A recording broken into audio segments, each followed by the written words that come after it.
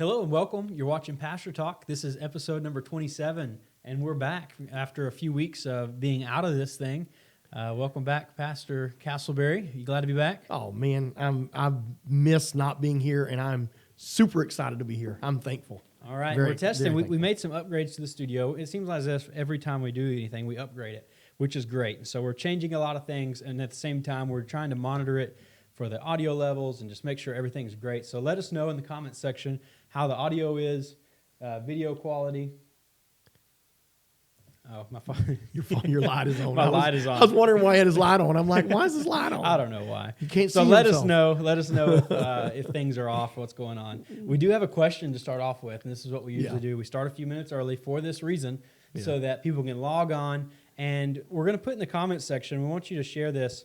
What does your ideal pastor look like? Describe the ideal pastor. Is he, like, how does he dress? Does he come with a suit and tie everywhere he goes, white shirt, black suit, carries a briefcase, wears a paisley shirt? Describe what a pastor looks like in your mind. Oh my goodness. Tell us what you think. Maybe, and also tell us about their attitude. What kind of a person would they be? Their leadership, their preaching styles. Just tell us. Put that in the comments section. We want to know. Thank you all for letting us know the sound and audio, and then the look's great. We got new cameras, so that's a big thing. It should look a lot crispier, looks a lot better, and the audio has been upgraded. Yeah, we're not talking about our looks. We're talking about the quality of the projection. Right. So, oh Lordy, let us know. Describe your ideal pastor. Watch. They're going to say 5'8", dark hair, wearing a whatever this thing is, a fleece jacket. Ooh, I doubt it.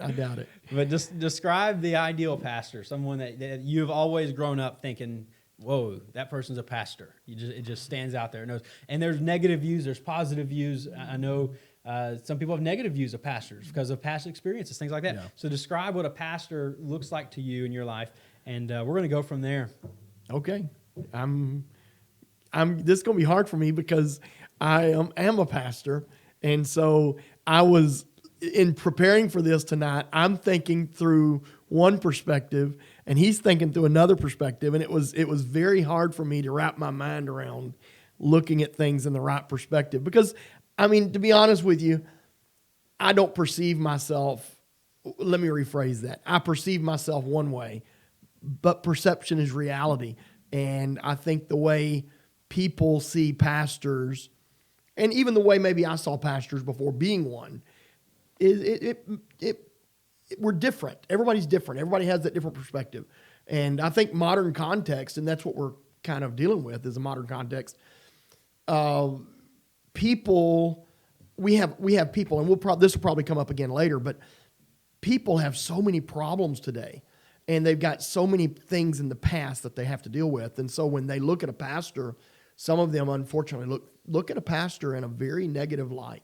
Right. And they didn't have a good pastor. Or maybe, and we deal with this, and I thought it was kind of silly when I first heard it back 30 years ago. We talk about a heavenly father, and there's people that don't have a good understanding of a father. Right. Mm-hmm. So it's that same paradigm. We have a personal paradigm that we look at a pastor or a father or whatever, or the church. And so anyway, that's where we're at. So this is going to be the discussion tonight. You see at the bottom of the screen, it says modern pastors' expectations versus reality. We're going to discuss that. We're going to talk a little bit about the biblical worldview, because that's what we do. We look at the world, look at issues of the world so often in pastor talk, and we bring a biblical worldview to that. So often we see that in the news, and we don't get that perspective that we need. And so we'll try to do that tonight. We want to give us a life update. This is something that many of you that don't go to Victory Church, you've watched us on Pastor Talk every week, and we thank you for that. It's been pretty cool to have people that they're miles away, don't have a way of getting to Victory Church. Yes, from Charles in Uganda, we thank you. He's probably going to watch this. We thank you all for watching, but you don't always get the updates because we were down for a couple of weeks while we were doing History of Victory and that kind of thing. So we wanted to update you. My wife, Olivia, we want you to pray for her. We're going to be going to the hospital this week for some appointments, and then next week for surgery. And so we want you all to keep her in your prayers. She has been diagnosed with appendix cancer, which is very rare. 1,000 cases a year across America.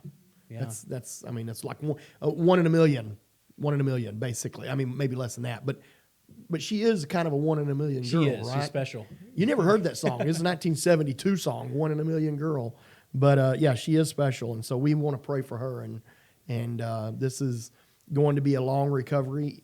So 2 weeks in the hospital, yeah. and then up to 6 weeks total for full recovery. yeah, so they're telling 6 me months, yeah. they're telling me that is a good excuse for him not to be on air with me for the next few weeks. I'm not sure if that's a good excuse or not, but I'm kidding. We'll see if he can survive without me.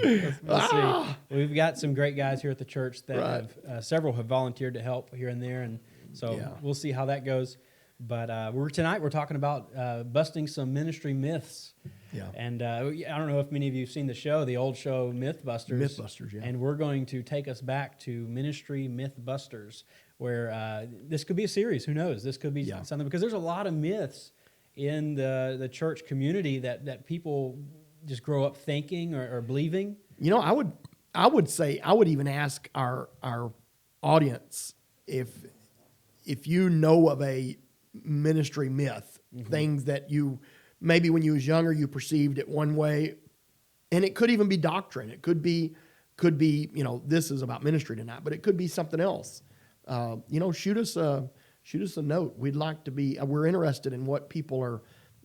What you want to hear? Overcoming myths. Right. Really, we want to. Truth has got right. We want to dispel myths. We want to get to truth. And of course, it kind of reminds me of everybody likes hot chocolate. Well, not everybody, but I love hot chocolate chip cookies, but I don't want them crammed in my face right after they get out of the oven. Oh, yes. You got to be careful how you deal with it. But at the same time, we want to deal truth to the people. Right. And dispel myths. So anyway, go ahead. Exactly. So myth number 1. Here we go. I wish we had some theme song music that went behind. Da, da, da, da, yeah, da, here we go. da. Myth number 1. Your pastor must align with the same expectations from the 1960s, 1970s, 1980s. Whenever you grew up, your childhood pastor or whoever it was that you saw as a pastor, they must align, modern pastors must align with that person or that idea of a pastor. And this goes into their style or their method. Okay, that's what I'm asking. You think the speaking style or their preaching style, the way that they even the way they dress. Which I believe in modesty. I believe in separation. Oh, absolutely. But distinction. At the same time, you don't have to show up to a backyard party wearing a white shirt and black suit. Right. And making sure everyone knows you're the pastor walking in the room, Right. Or you're the pastor walking in the backyard. Exactly. Right. I've actually seen people, and then I'm not making fun of people. Now I want to, let me just stop here and just say, neither one of us are here to talk disrespectfully of our elders, those that went before us, those in ministry today. That's not the point. Right. So don't ever think that. We love our elders. We love the past, but we do know that there are people that get stuck in the past, whether that be on a ministry perspective or a saint perspective. We get stuck in our past. I've known people that had the hairdo from 19 whatever. Mullets are coming back. I've heard that. And perms. No way. Oh, perms? Yes. Oh, yes. Oh, my word. Never mind. I can't say that. Well, I will say this. I can only imagine a man with rollers in his hair. I can only imagine. But I'll stop there. But, I've seen that. And I've seen pastors that, or maybe not even pastors, but ministers that just thought that they had to be a minister 24/7. And it was only through the perception that their suit was their perception of ministry. And so they would wear a suit to mow the yard. I'm like, my goodness. Mm-hmm. So I think that is a good, so that's a myth. You're saying you're wanting to bust that myth. What people perceived, and I was born in 1968. That would be last century. So, wow, so old. Yeah, so old, but not as old as some of these other people. So, what you're saying is when you heard, and I can attest to this because I was in the media, what we called media missions, right, back 10 years ago or something like that. And I was in there for 10 years, and I remember pulling those old 60s and 70s and 80s cassettes out and listening to them. Preaching styles have totally changed. Well, and you have to think back, and we're talking about change. Really, is what direction we're going with this. Is that changes have taken place, and many of us are more reluctant for change. And certain changes are necessary. Some changes are unnecessary. True. But when you're talking about preaching styles, that alone, I think that many of them in that day grew up without microphones or grew up in a place with a terrible PA system. Yeah. And for their voice to get back there, they had to scream and shout, or certain things. It contributed, and so I would say they were molded by that. And as I'm a pastor. I preach. That's kind of it kind of goes hand in hand. I'm a pastor. I preach. But I perceive myself through the eyes of the Word of God, obviously. And I don't see Jesus really in any place. I see him preaching, if you will, but I don't see him. I'm very hesitant to say some of this stuff. I don't see him acting or screaming, so to speak. Makes sense. Well, I'm not sure if I'm making sense. So many people take preaching. If you're not preaching, if you're not doing theatrics. If you're not standing on top of the pulpit or running on top of the pews or something like that, then you're not preaching. Yeah. Well, Paul said we're our ministry, and he didn't use that word, and I'm going to misquote this, but he said it's not in just word, but in power. Right. It's not just how loud. And the power doesn't come from me. That's right. That's right. You could whisper with the right words, and God can minister. That's right. With His power. Wow. I wish we all knew that. Literally. I wished I knew it better, and I wished everybody in the world knew that. Because God's power can get God's power.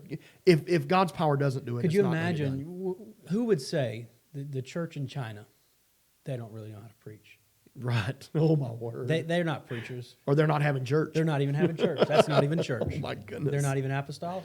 Oh my word. If all they're doing is whispering. Yeah. Wow. And I used all my word 3 times in a row, and I don't even know what it means, but that's incredible. That is incredible. It just helps us reevaluate. And we've got to come back to that biblical perspective of the pastoral role. And that's what we're going to be talking about tonight is the biblical perspective versus, and so many today are wrong because all they want to be is modern. Yeah. And so many today are wrong because all they want to be is from the 60s, 70s, and 80s. Yeah. You're wrong either way if you're not finding the biblical view. Yeah. And that's where we've got to get to. And to kind of maybe to deviate a little bit from our topic, I would say that COVID has brought us to a place to where we have to clarify. We have to realize that I've used the word paradigm a couple times tonight, but our paradigms are not always right. Right. How church has got to be, how many songs, how many preaching, how many, these things. I think it's really made us reevaluate to come back to that place where it comes back to relationship. But anyway, like I said, I'm a little off topic. That's very true. And I think that's not necessarily off topic. I think that's so true. And it applies in ministry perspectives as the pastor, which is what we're talking about tonight. So many thought the pastor only worked in pulpit ministry. Yeah. And that's a myth. That the pastor, you all you do is preach. All you do is you wake up at the crack of noon, eat fried chicken, and count my money. You could say that, and people believe that. That's what's crazy. Right. And then all of a sudden, COVID hits, and the pastor's not behind the pulpit. He's on his phone doing Facebook Live or something different, and my pastor's just not the same anymore. Right. Right. To dispel that myth, I would say preaching is less.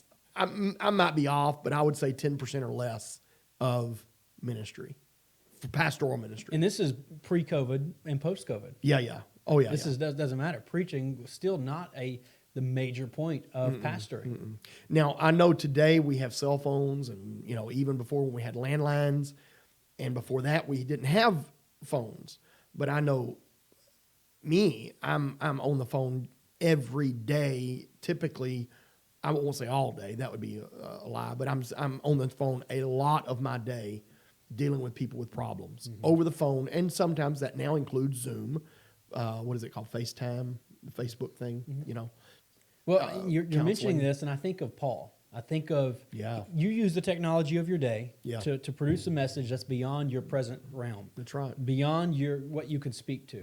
Could you imagine if Paul said, no, I'm not going to use technology. I'm just going to walk around and preach? Or And I don't want any message to go out beyond that, other than what I say to them to their own ears. right, wouldn't have the pen and paper.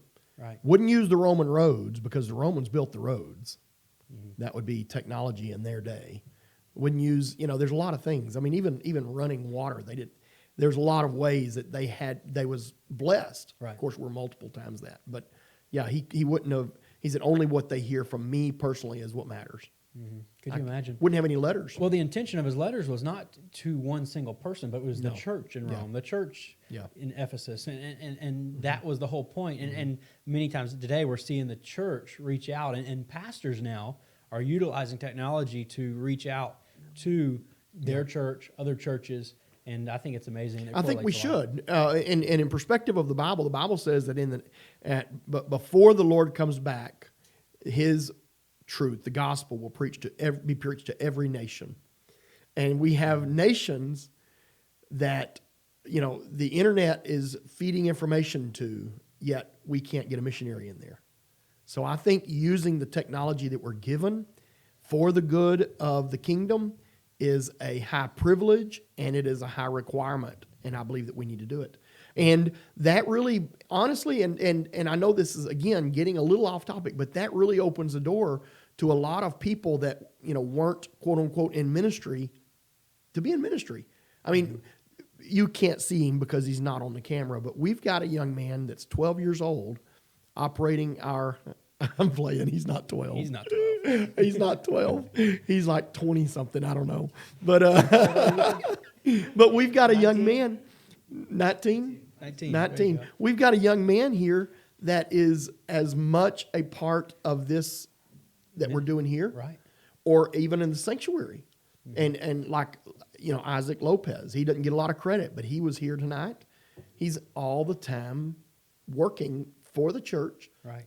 And I know, quote unquote, he's not a pastor. He's not, a preacher, but he is in his way, just like other people. I think of the scribes of old, those who would take the time to dictate and write, and produce manuscripts, and duplicate those manuscripts, and produce this technology, so that more people. Could you imagine if the printing press, Gutenberg printing press in 1540, whatever, was never invented by the person who was technical enough to understand it, which made the Bible the best-selling book of the world. We are getting into something here. That's incredible. No.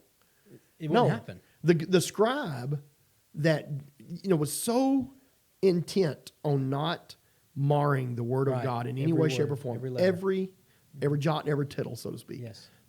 And that is the way many of the people that are involved in the church media, the computer, the internet, all that. I don't understand all this. Okay, I can get on it and search stuff. And I've had a computer since when I was like 12.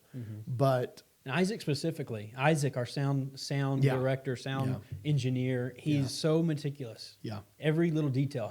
He doesn't want to go small. He wants to go as big as he can go with what he has. Very clear as it can be.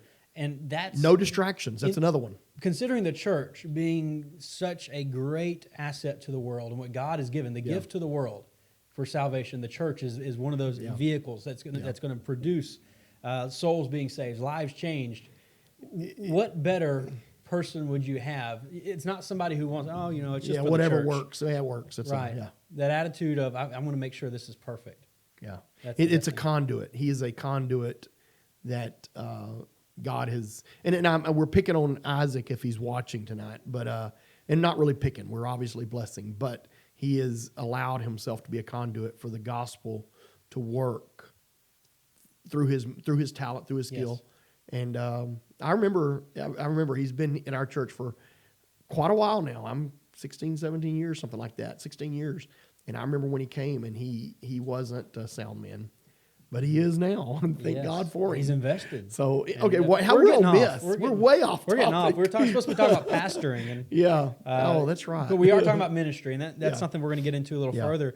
But in our modern world, we noticed a ton of changes, and I think that's where we were kind of going. Right. There Using are those changes. Good changes. There was something, I was looking at a video the other day of a house from the 1980s, late 80s, and I saw the walls, and I saw, oh my goodness, there's no blank spaces on the walls. It's all wallpaper, floral Covered. designed everywhere. Right. Every piece of furniture had floral on it. That's right. And the tile on the countertops, they had the old tiles, and they were green or something. You can look back at these styles and say, "Oh my goodness, I've changed a lot since then." I've updated my house. I remember shag I've gone carpet. away. I've moved forward. I've bought a new car. I'm not living in the 1980s, and that's something that, as the church, we also have to recognize that we are moving forward in our technology, even in style. Yeah. But we're not neglecting doctrine. We're not neglecting absolutely not. those things that are so necessary, that will never change, should never change. There is so much that will never change. Yes. Even if we change them, they don't change. Mm-hmm. If we change We get off. that doesn't change. Right. But there is so much that even we must protect. Mm-hmm. But I'm being a little funny, but I mean, I remember the shag carpet. It had to take a 1-horse motor to vacuum the stuff. It was just, I mean, an inch and a half too long.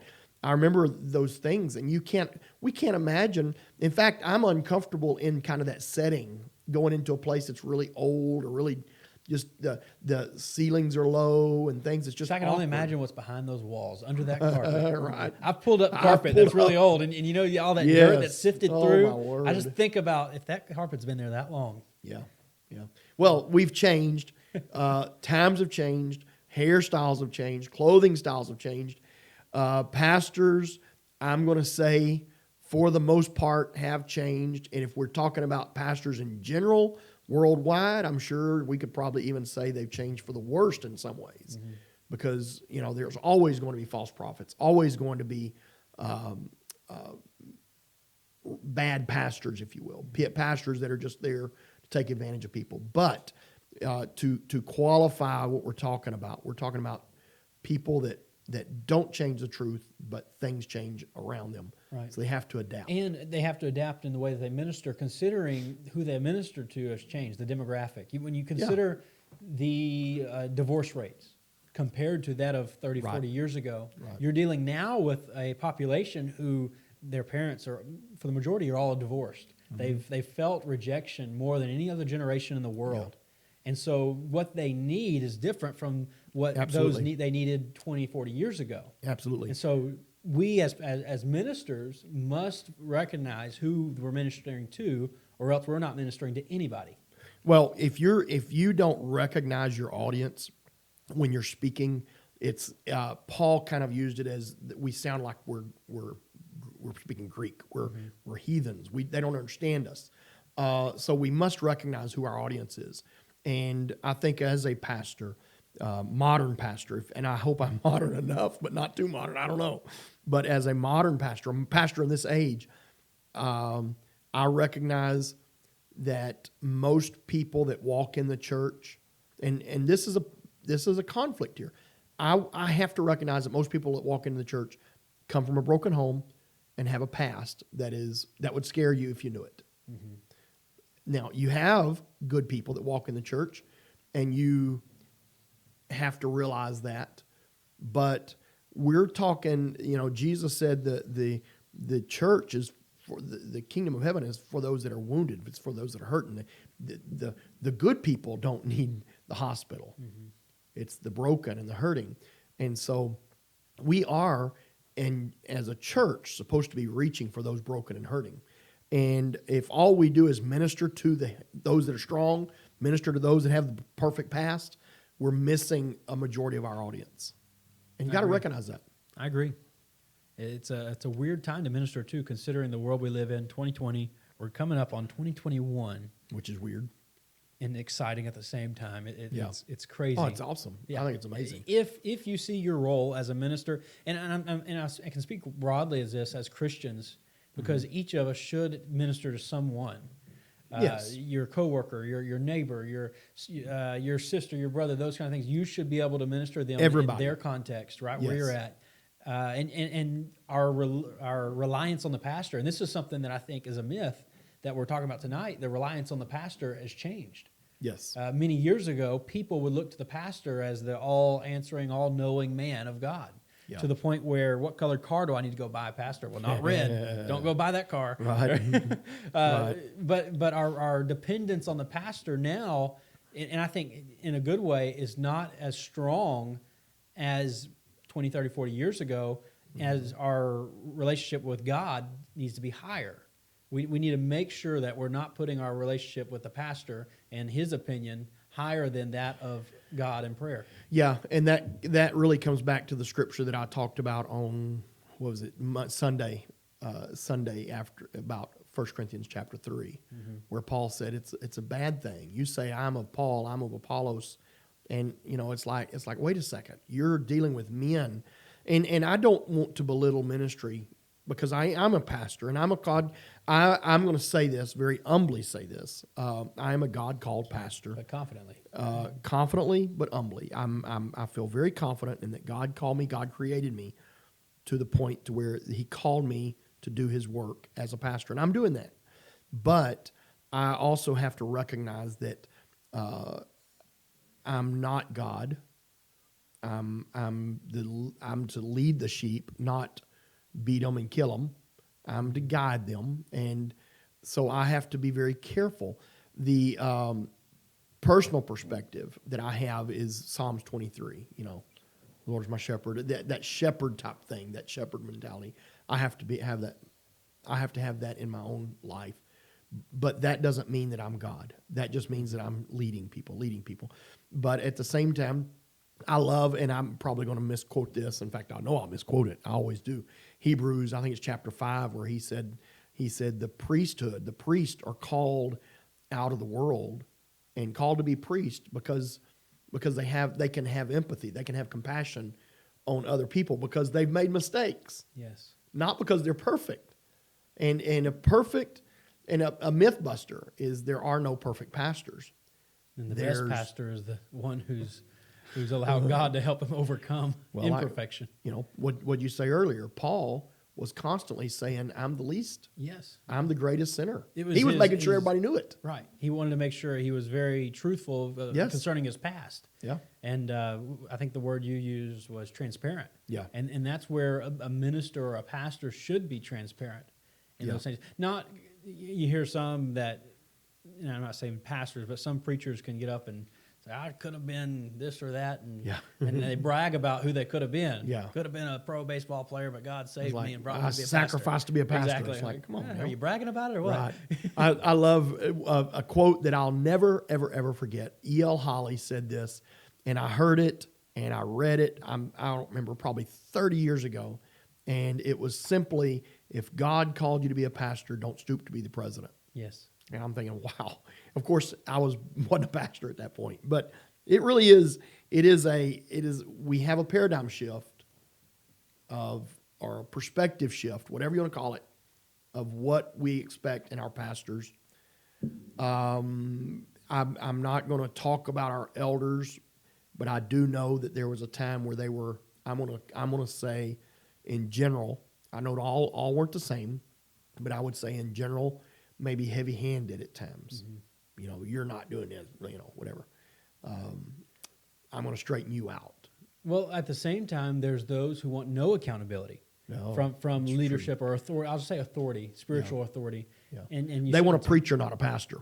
There you go. Yeah, they'd rather have no accountability. They would rather have a church with no real community that has people they have to be accountable with. Hey, we missed you Sunday. We missed you Wednesday. Whatever was going on. We had a small group going on. You weren't there. They'd rather be anonymous, say, well, okay, I did my duty. I went to church. Check mark. Exactly. I marked it off the calendar, and my family's raised in church, and people want to say that. But they don't want the accountability, and they don't want the community that church brings. And so there's those extremes that we have to be careful with as Christians in general, who put ourselves underneath or within the authority of a pastor or a church body. Yeah. Well, God called a pastor to lead the church, to use the word of God to correct, to lead, and I'm get the scripture here in a minute, but he called us to correct and to lead and to help people make it to heaven. Mm-hmm. And I have compared it, and it's not enough of a comparison because the relationship is so different. but I have compared it in some ways to a physical coach. When you go to the gym and you're like, hey, I know I've got it, and I've done this, so I'm not making I need to do it again. But you go to the gym and you go, hey, I need to lose X amount of weight. Or I went to, and this happened. I went to the gym and they said, you need to lose this much weight, intimidating me. But then they said, but I can help you. That's, in a way, that's the pastor. You need to do this, but I can help you. And I know it's a spiritual, physical relationship type thing there. We're bringing heavenly things into the physical realm. But people, I hate to, I get exasperated. Some people, I call them just to check on them. Hey, I missed you. And it's like they're aggravated that I called them to check on them. I'm like, how do you win with people like that?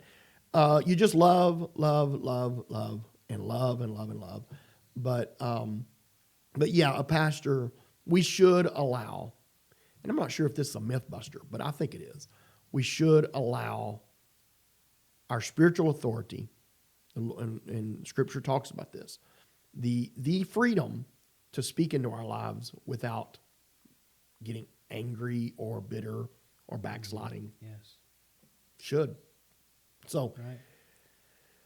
Oh, this has been good. This has been a good discussion. Change is scary, and I think that's where progression in culture and things like that comes into play. And they see that changes come into the church, and we don't have the old pews that like churches used to have that are old wooden pews, and the sound system that couldn't handle more than 2 microphones or things like that. And they say, "Oh my goodness, we're changing." Let me tell you this real quick. I'm going to interject this, and this happened to us in the last year.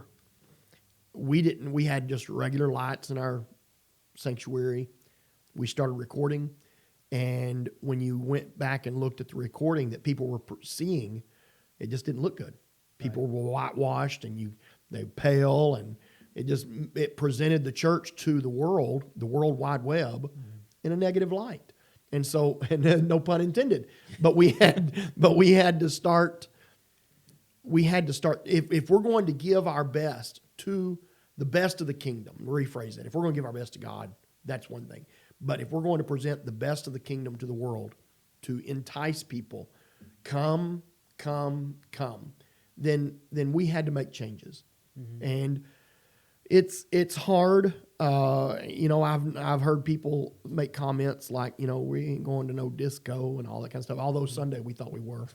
Our what was that? Our stage lights. I don't know what you call that thing. We have floodlights that produce some color on the wall, so it makes the face stand out from the wall. Yeah, because our walls are tan. Right. And so when you put a tan person in front of a tan wall, it kind of blends. So you had to add a little color to Anglo on tan. Right. So not everybody's Anglo.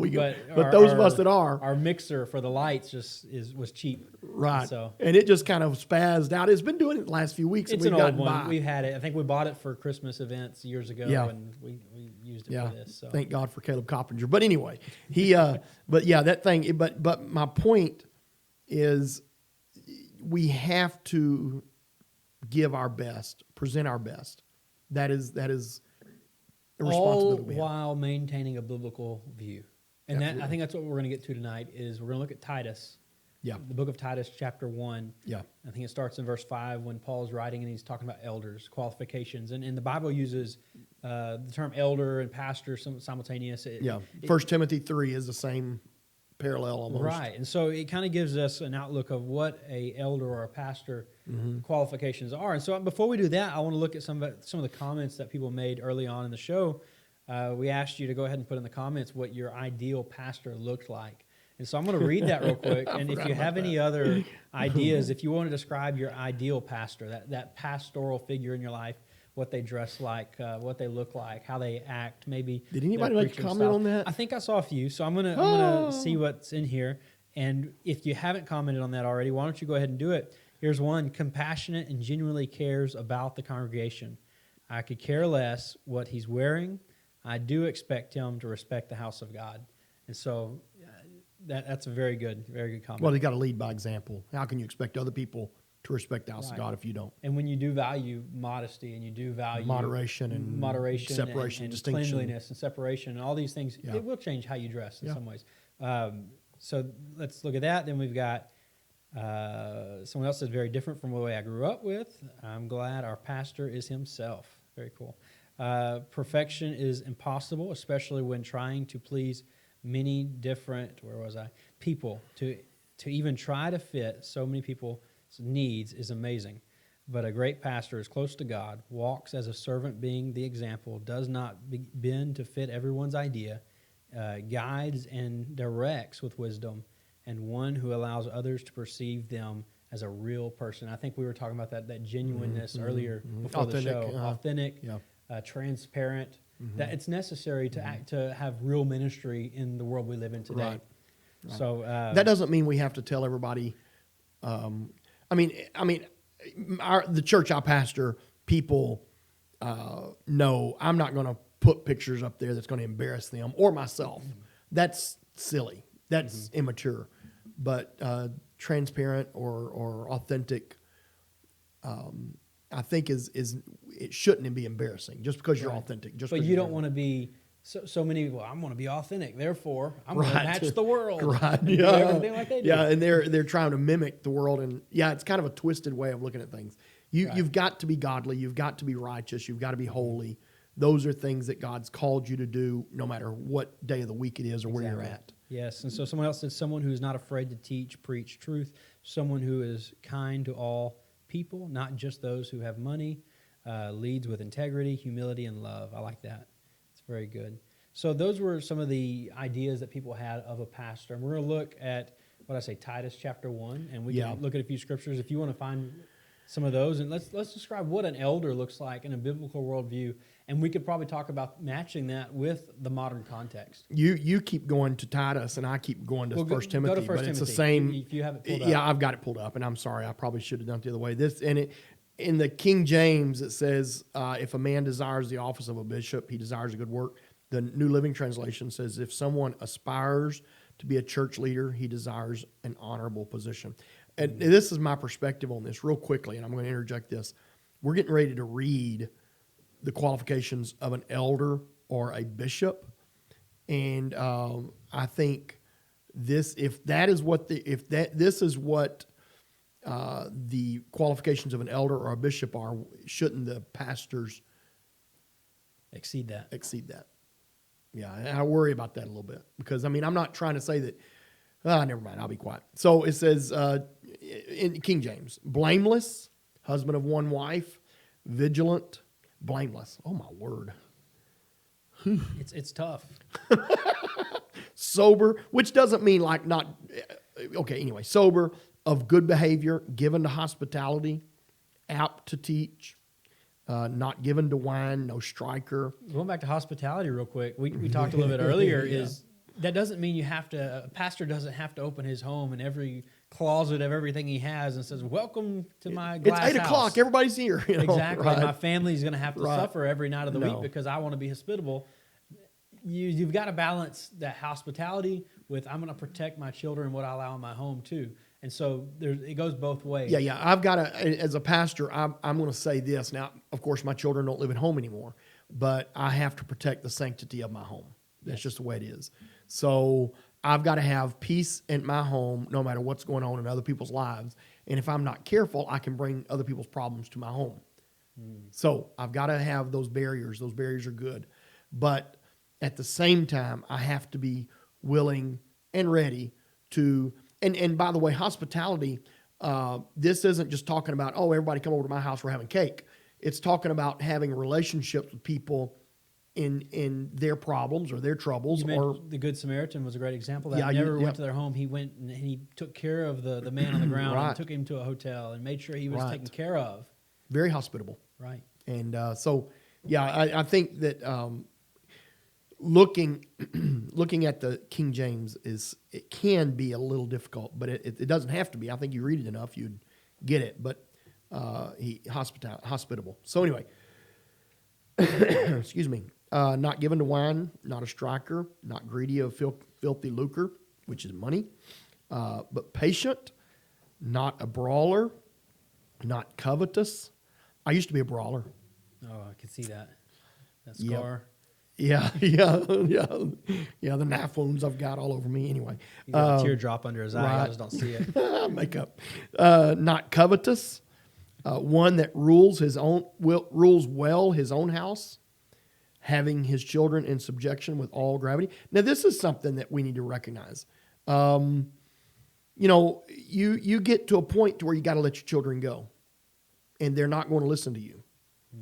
Once they move, if you will, that's maybe in our modern context, maybe 18 years old or 20 years old. They move out of the house. They're 18 years old. You can't control them. But as long as they're in your home, and this is talking about the office of a bishop or the office of a deacon. And there's some more here that I need to get to. You've got to realize that this is a responsibility. And if you can't, the very next verse says, and let me read it in the New Living. If a man cannot manage his own household, how can he take care of God's church? Mm-hmm. So,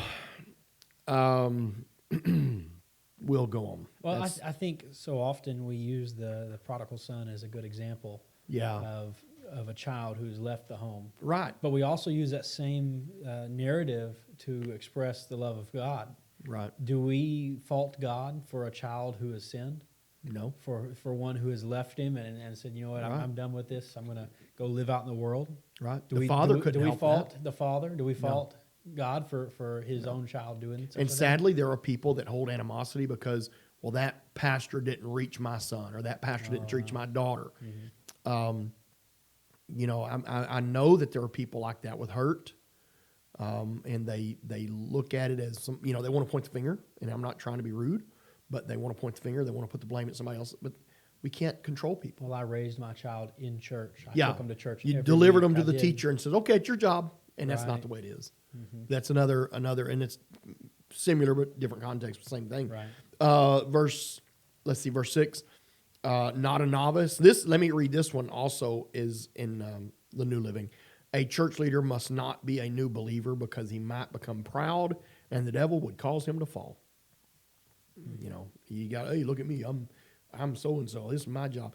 I think, and I'm going to say this very, very, very carefully, and I'm going to try to be careful anyway. I have a tendency not to be as careful as I will try to be. But I think that is one of the issues with having a very young man pastor a very large church. They elect him or they bring him in because he's enthusiastic. He may be a good preacher or whatever else, but maturity he hadn't grasped humility and the not always. That's right. I should have said. Well, that's something that does need to be observed, and that's something that just has to be considered. Moreover, he must have a good report of them that are which are without, lest he fall into reproach and snare the devil. And so then it goes on and talks about deacons. Basically the same thing. Are you on 1 Timothy or are you in Titus? I'm following 1 Timothy. 1 Timothy 8, grave, not double-tongued. New Living Translation says have integrity. That's double-tongued, have integrity. Yeah. You mean what you say what you mean. Right. Not given to much wine, not greedy of filthy lucre, holding the mystery of the faith in pure conscience. Let's see what that means. And I say let's see what it means. In order to get the real context and the real meaning, you really have to go back to the original language. But New Living says they must be committed to the mystery of the faith now revealed and must live with a clear conscience. Okay. Even so, their wives must be serious or grave, not slanderers, sober, faithful in all things. Wow, let the deacons not be the husbands. slanderers. I wonder what that goes into. I think gossiping, talking about people, causing issues. Let's see here. That would be in verse 11. And these are issues that span time. It's not just like it was 2,000 years ago and that was an issue then, but it could be an issue today, just a different context or a different mode or method, where we have the internet, where you could slander someone and get away with it. That Greek word means to falsely accuse. It's Diablo is Spanish, devil, the devil in Spanish. This is diabolos. Okay. Diabolos. I'm like, ooh, pretty close. Falsely Right. accuser. He's the False accuser of the brethren. There you go. There you go. That's what I'm talking That's about. it.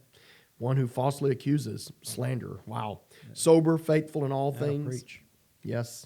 Let the deacons be the husbands of one wife, ruling their children in their own houses well, for they that have used the office of a deacon well, purchased themselves a good degree and great boldness in the faith which is in Christ Jesus.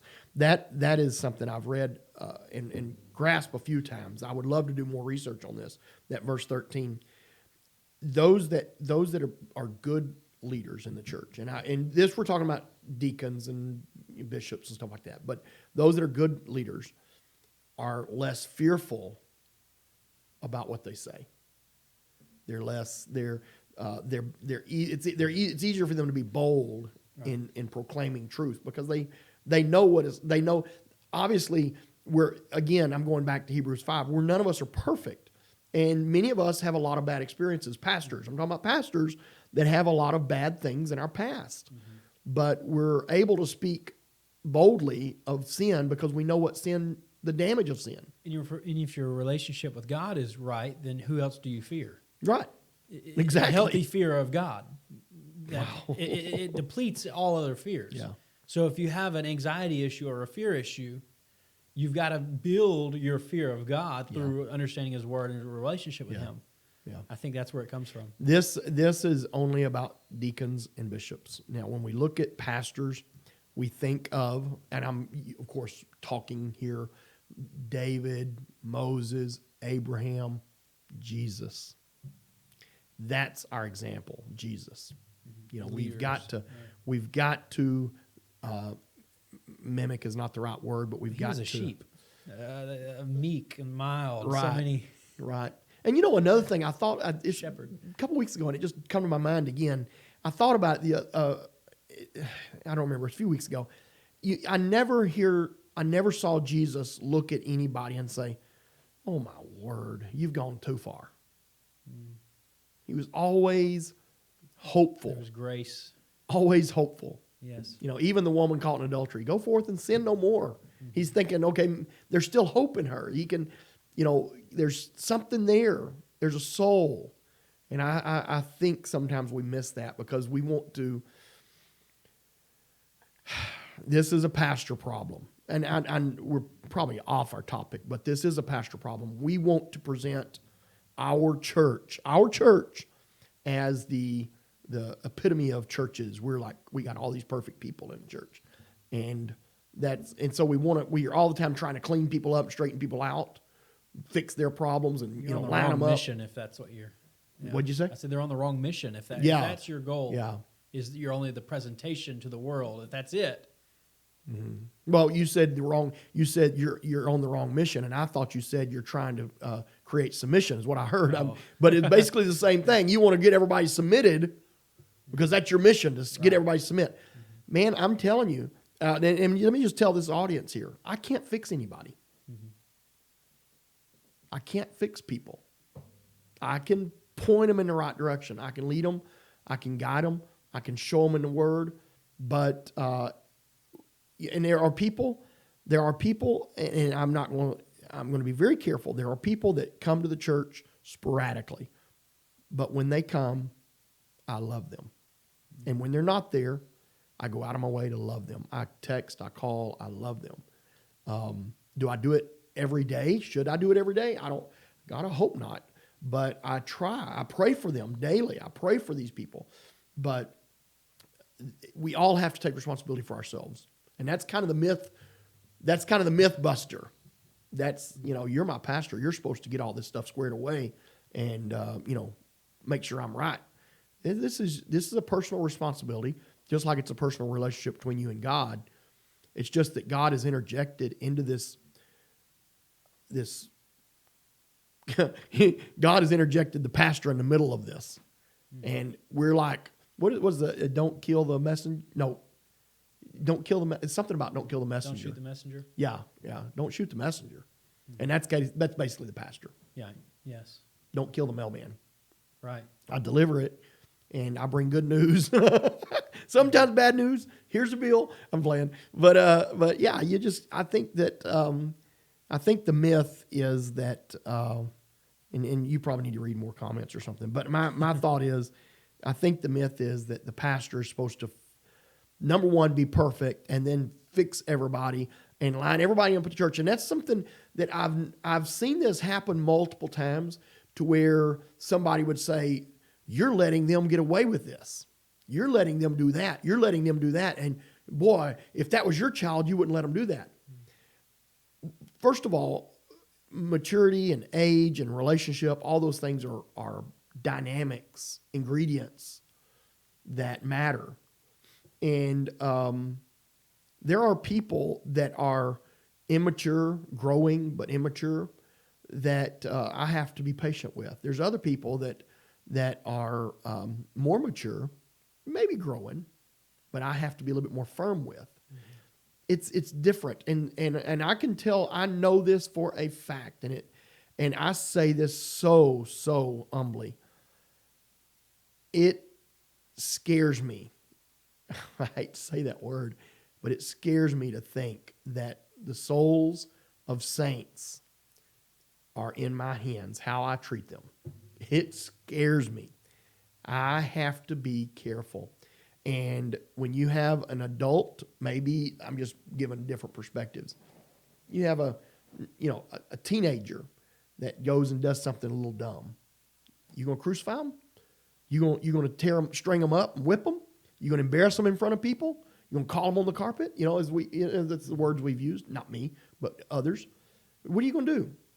Well, if you destroy that man or that young person's relationship with God or with the church, mm-hmm. you've destroyed their future and their children and their children's children.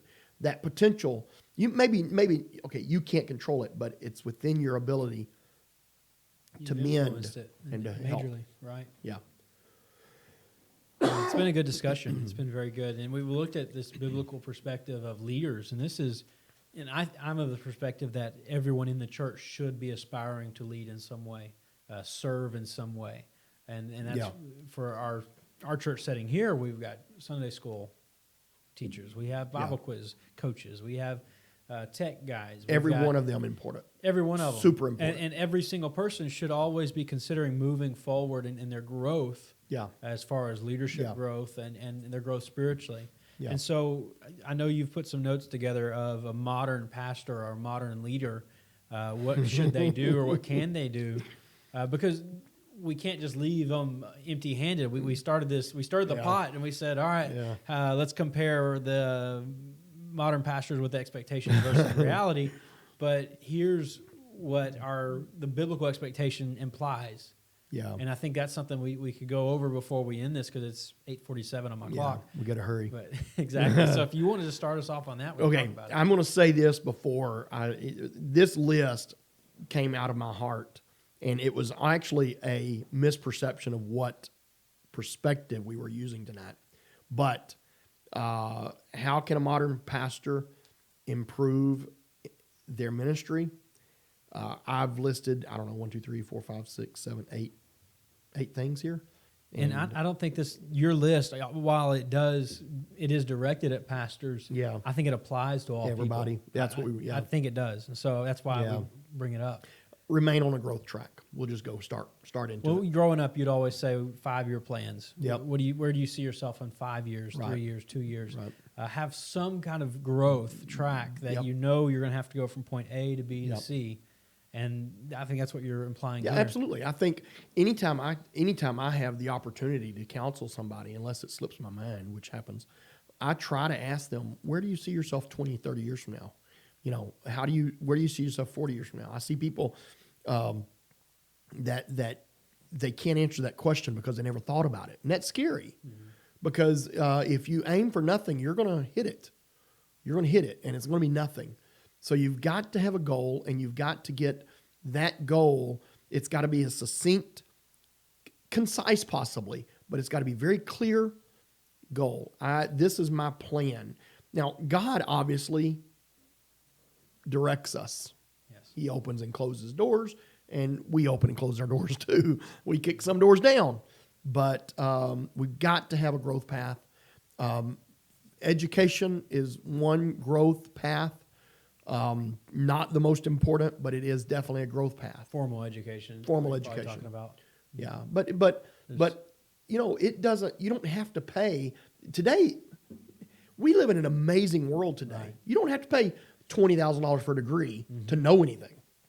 Exactly. You can. There is books. You can Subscribe for $5 a month and have access to unlimited books. You can have somebody read you a book while you drive down the road, Right. and they don't miss a beat. They Yes. don't. I mean, it's like, man, so.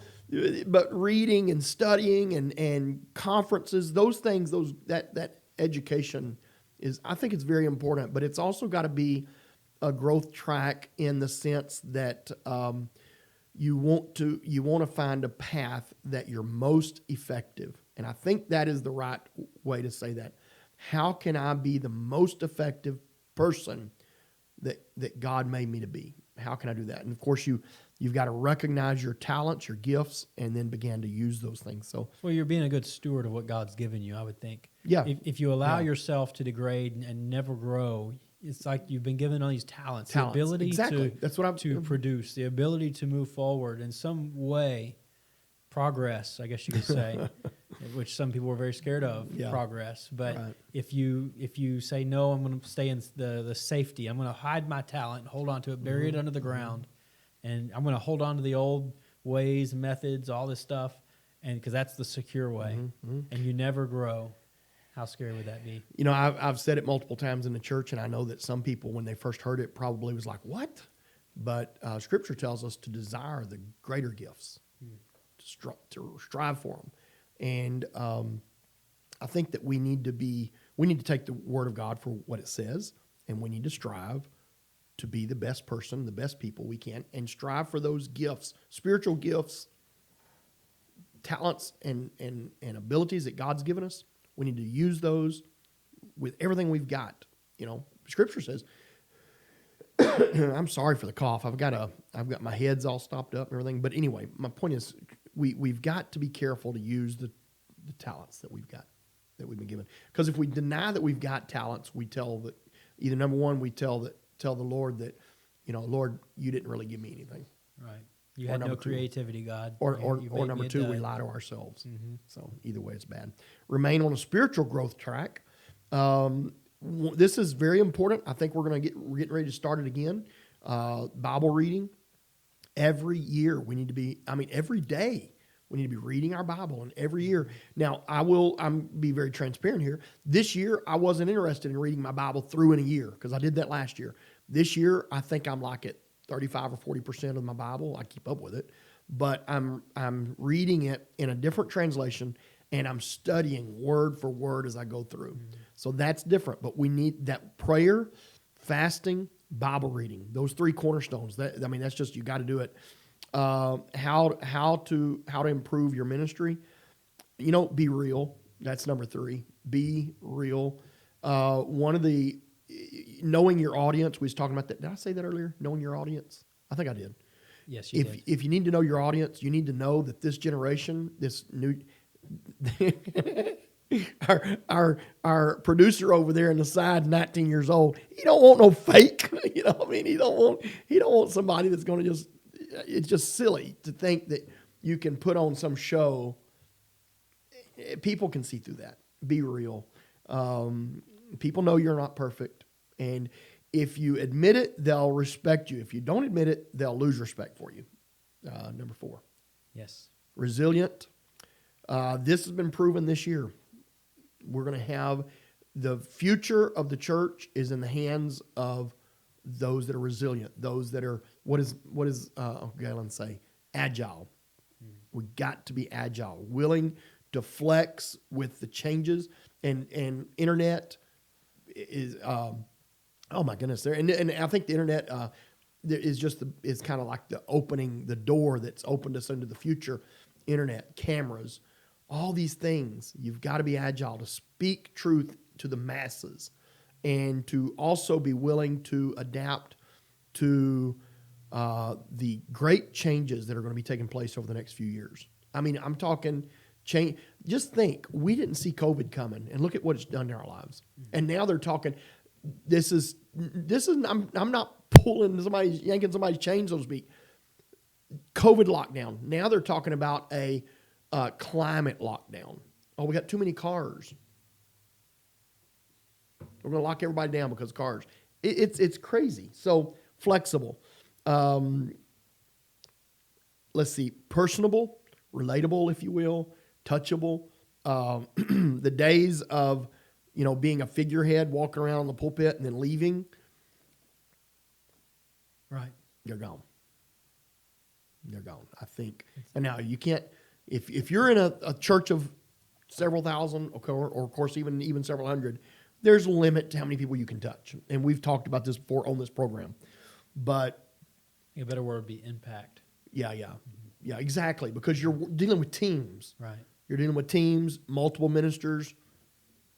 What are you finna say? No, I was thinking the picture that came to my mind when you're talking about relatable or not without being touched or whatever. Right. I think of some churches that would make a hierarchy of their chairs, where the pastor, the bishop, I guess you could say, that they would call him the bishop, and he would sit on the very top tier, and then the lead pastors, or however they would do it, they would incrementally have them on different levels, literally levels in the church, on display in front Turn of the everyone. camera back on me for a second. Was you in Iraq when I wasn't here, but I remember you telling me about it. I went. We have to be careful. I went to a church and preached, and they put me. You're exactly right. There was levels, and because I was the guest preacher, I'm not kidding. I was probably about 10 feet above, head to head, 10 feet above everybody in the sanctuary, and it was weird. Crow's nest was in the front. Yeah, it was strange, and I mean, I was on the very pinnacle. It was and I understand people want to respect pastors and they want to give them authority, and they do have authority, but I think it's earned authority, and it doesn't have to be displayed necessarily for it to be real. All right.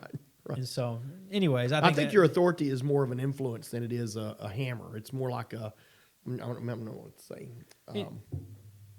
You probably have better words for this than I do. It's about influence, not about control. Mm-hmm. That's what it is. Right. It's about influence, not control. Okay. I would agree with that. And we're coming down just to 2 minutes left, so if you want to... Understanding, being reasonable. We live in very difficult times. Our culture is turned upside down. Yes. Many from broken homes, from a lot of bad things. You got to be understanding. You got to have thick skin and a tender heart. I've said that multiple times. That is tough, but you've got to have thick skin and very tender in the heart.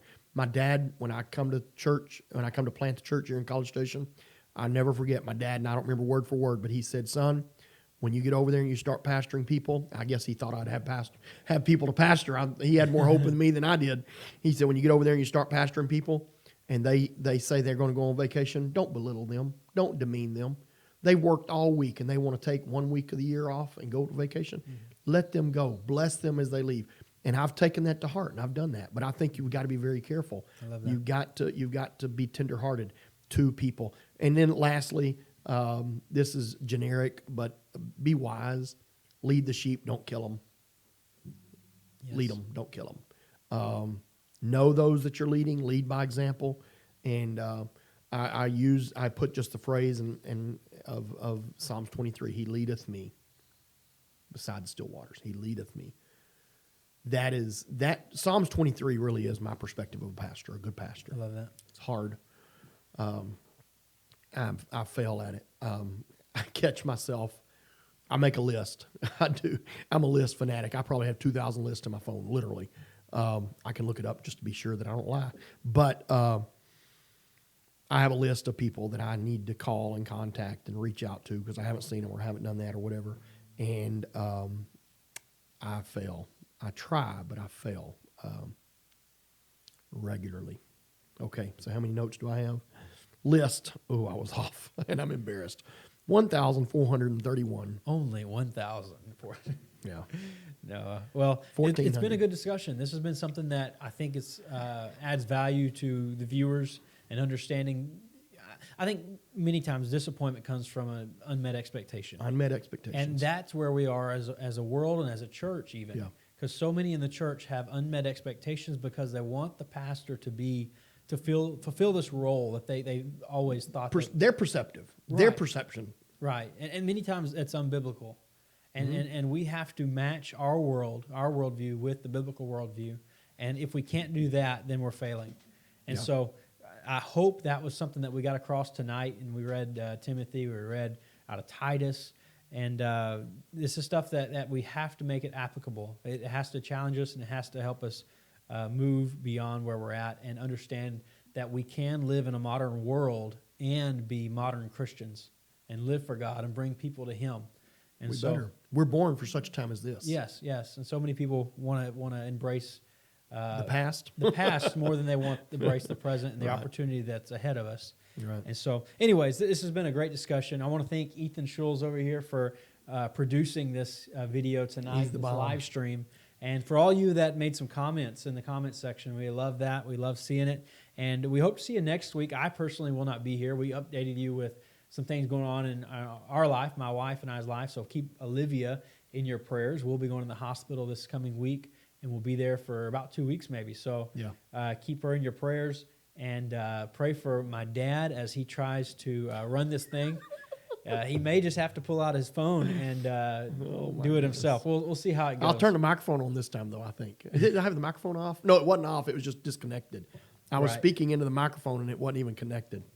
Anyways, it's been a good discussion. Thank you all for joining us, y'all. and we'll see you next week, Tuesday at 8 o'clock, and y'all have a great night.